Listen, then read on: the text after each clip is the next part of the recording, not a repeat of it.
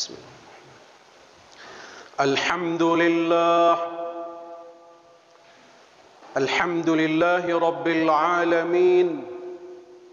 Nahmaduhu wa nasta'inuhu wa nastaghfiruh. Wa na'udzu billahi min shururi anfusina wa min sayyiati a'malina. من يهد الله فلا مضل له ومن يضلل فلا هادي له أشهد أن لا إله إلا الله وحده لا شريك له وأشهد أن محمدا عبده ورسوله اللهم فصل وسلم وبارك على محمد وعلى آله وصحبه أجمعين أما بعد فيا أيها الحاضرون اتقوا الله حق تقاته ولا تموتن إلا وأنتم مسلمون قال الله تعالى في كتابه الكريم أعوذ بالله من الشيطان الرجيم إن في خلق السماوات والأرض واختلاف الليل والنهار لآيات لأولي الألباب صدق الله العظيم. Saudara-saudara kaum muslimin jamaah salat Jumat rahimakumullah.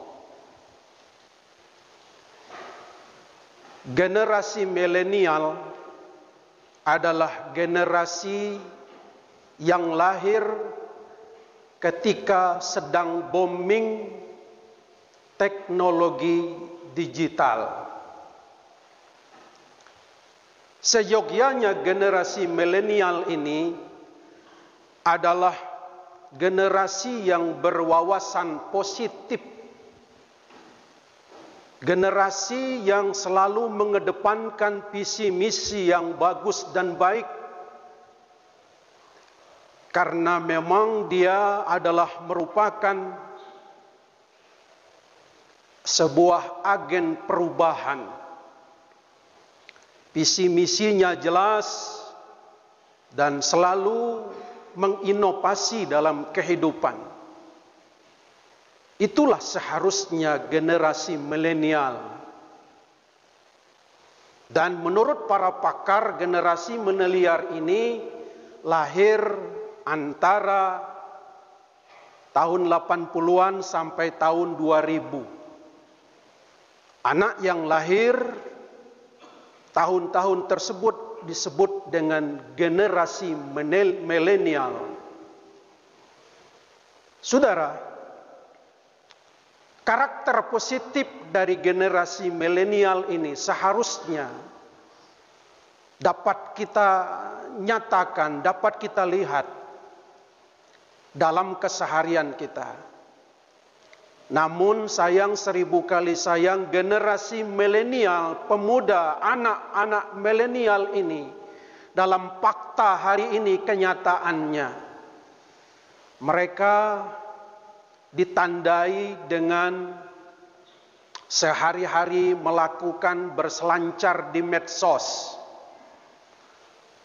Kemudian ditandai dengan ciri-ciri ketergantungan dengan internet. Maka akibat yang terjadi dari ketergantungan terhadap internet, maka mereka menjadi pemuda-pemuda yang malas baca buku karena sudah ada di internet, malas belajar dengan guru karena Google menjadi gurunya. Ini sisi negatif dari pemuda milenial, karena tidak mampu mengendalikan diri, tidak mampu memanfaatkan teknologi digital ini. Dalam keseharian mereka lebih senang menyendiri, asik masuk dengan handphonenya, kurang bersosialisasi, kurang bermasyarakat. Kalaupun ada pertemuan, mereka asik dengan handphonenya masing-masing dan tidak berinteraksi dan tidak berkomunikasi dengan teman kiri dan kanannya. Itulah sisi negatif dari pemuda milenial saat ini. Maka dalam konteks ini, pembahasan kita pada khutbah Jumat kali ini adalah bagaimana kita menginternalisasikan, memasukkan nilai-nilai Islam, karakter-karakter Islami kepada generasi milenial ini. Saudara kaum muslimin, jamaah salat Jumat rahimakumullah. Menjawab persoalan ini Imam Ghazali dalam kitabnya yang monumental, dalam Ihya Ulumuddin, menegaskan ada 3 faktor yang membuat perubahan, membangun karakter generasi Islami yang bisa mempengaruhi karakter kepribadian anak manusia. Yang pertama kata Imam Ghazali adalah tabiat. Yang kedua adalah i'tiadat. Dan yang ketiga adalah ta'liman. Apabila 3 macam ini dapat diimplementasikan oleh para kaum muda, generasi milenial, maka akan muncul generasi yang cemerlang. Pertama kata Imam Ghazali, faktor yang akan mampu merubah karakter generasi muda itu adalah tabiat atau watak pembawaannya sejak lahir. Karena ini pembawaan sejak lahir, maka peran dari orang tua sangat menentukan. Sebagaimana Rasulullah katakan, ma min mauludin illa yuladun alal fitrah fa abawahu yuhawidanihi au yunassiranihi au yumajjisanihi. Tidaklah anak itu lahir melainkan dalam keadaan suci. Inilah konsep Islam, bahwa bayi yang lahir suci tidak punya dosa. Lalu kedua orang tuanya lah yang menjadikan anak ini beragama Yahudi, Nasrani dan Majusi. Maka peran penting, peran strategis orang tua dalam membentuk watak anak sangat-sangat strategis. Maka itu sebagai orang tua jangan kita lalai dari membentuk kepribadian anak kita masing-masing. Karena anak-anak milenial, pemuda milenial ini adalah pemuda harapan bangsa. Bagaimana mungkin pemuda ini harapan bangsa menjadi pemuda yang cemerlang, sementara kita sebagai orang tuanya tidak mau membentuk kepribadian anak kita. Maka itu Allah tegaskan dalam surah At-Tahrim, ya ayyuhalladzina amanu qu anfusakum wa ahlikum nara waquduhan nasu wal hijarah. Wahai orang-orang yang beriman, jaga dirimu dan keluargamu dari api neraka yang bahan bakarnya adalah manusia dan batu. Ibnu Katsir dalam tafsirnya mengutip pendapat Qatadah. Beliau mengatakan bahwa yang dimaksud menjaga keluarga adalah memelihara diri dan keluarga agar tidak terjebak dalam kemaksiatan, kezoliman, kejahatan. Sebaliknya adalah dengan melakukan hal-hal yang produktif, hal-hal yang positif dalam kehidupan kita. Itulah kata Qatadah dalam tafsir Ibnu Katsir. Maka itu kepada kita orang tua harus mendorong generasi muda ini, harus mendorong generasi milenial ini untuk menghafal Al-Quran, ayat-ayat pendek, agar mereka nanti hafal Al-Quran. Kemudian mendorong mereka untuk senantiasa melaksanakan sholat, menghafal ayat-ayat pendek, menghafal doa-doa pendek. Maka ini upaya kita dalam membentuk watak anak kita. Lalu yang kedua, kata Imam Ghazali, faktor yang dapat membentuk kepribadian generasi milenial ini adalah i'tiad.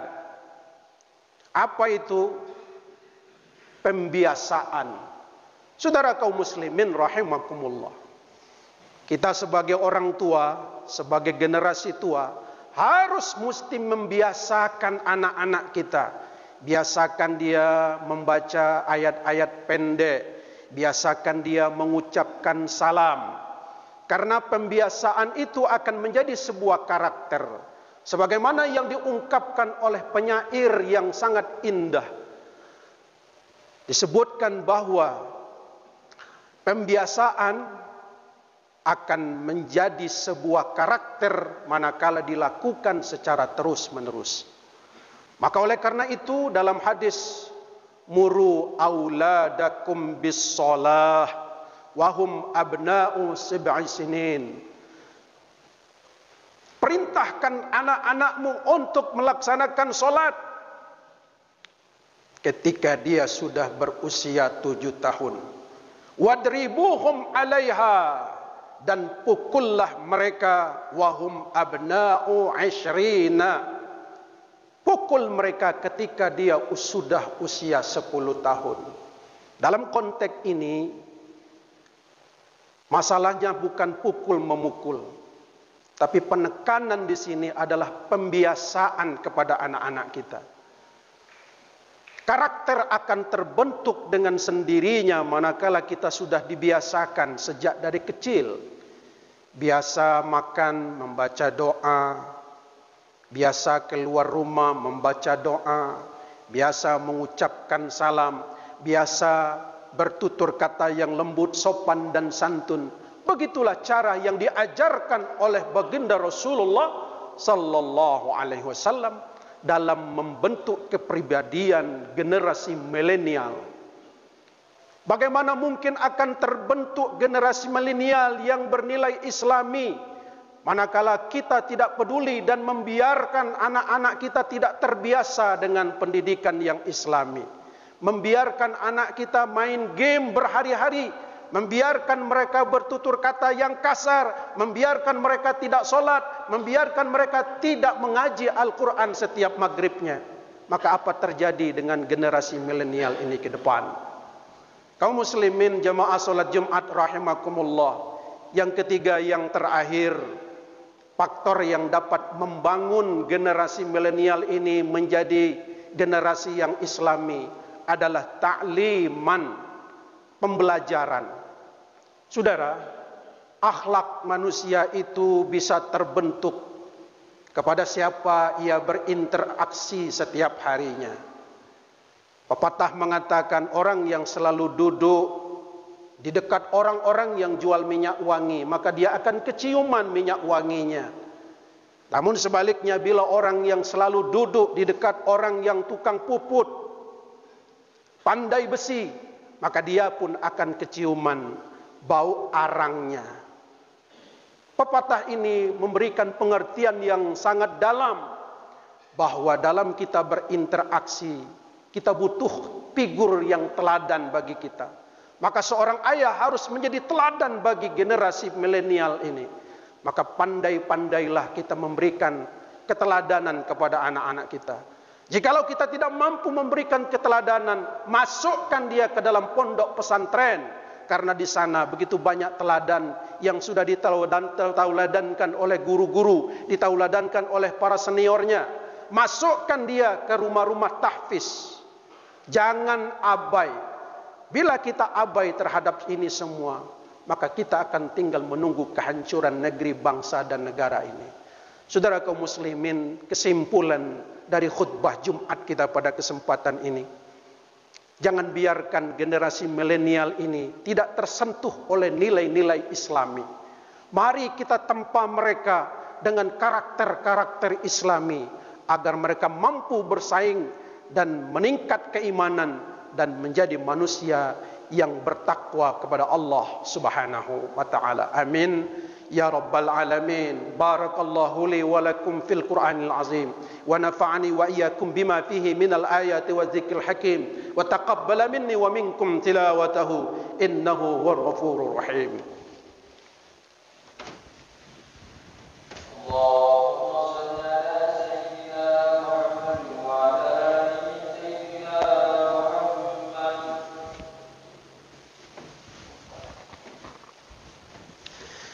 الحمد لله الذي أرسل رسوله بالهدى ودين الحق ليظهره على الدين كله وكفى بالله شهيدا.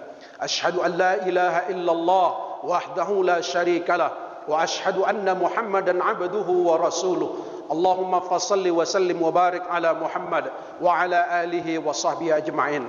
أما بعد فيا أيها الحاضرون أوصيكم وإياي بتقوى الله وطاعته لعلكم ترحمون. قال الله تعالى في كتابه الكريم إن الله وملائكته يصلون على النبي يا أيها الذين آمنوا صلوا عليه وسلموا تسليما.